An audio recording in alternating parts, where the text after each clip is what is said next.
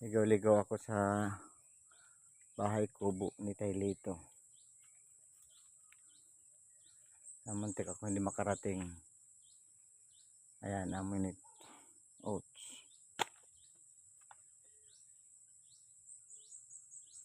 Payag ni Taylito. Ayan.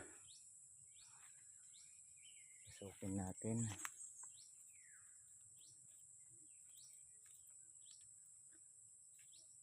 Ayan. Masukal. Ang daming kahoy. At may saging pa. Ayan, parang di naman ako di rin ako makakalawa din eh. Sobrang sukal na. Dati dito ay puro bayabas. Nung ako ay maliit pa, puro bayabas ang nandito. Hindi ko matandaan sa nakatirik yung aming bahay dati. Pero itong lugar na to dito nakatirik yung aming bahay. Pero alam ko pataas yun eh. Pero dahil masukal na, hindi ko na siya matandaan kung nasaan na yung aming pinagbahayan. So ito yung kubo ni Taylito.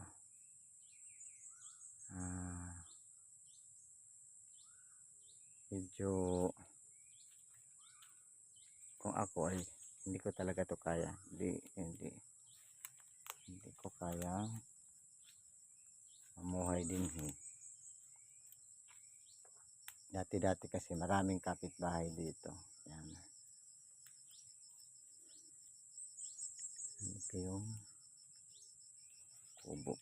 Akyat. Yan. So,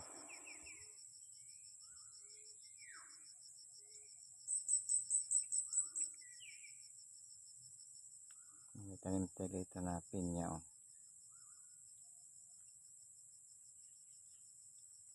Marami siyang saging. Nakatakot na dati. Marami kasing kapitbahay dati. Medyo malayo nga lang. Lagyo lang yung mga kabahayan. Pero hindi nakakatakot tulad nyo na parang ang sukal na.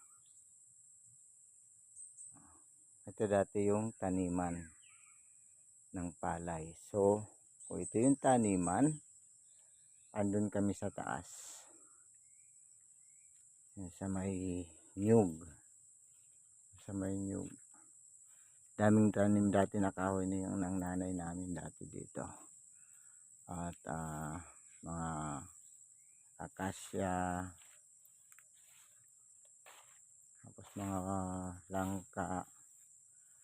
Alam ko doon sa may nyug na yon, doon nakatirik dati ang aming bahay kasi may nyug yun eh. But di ko na talaga siya matandaan.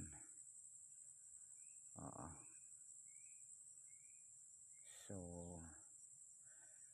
ayan. Again, ayan ang kubo ni Taylito.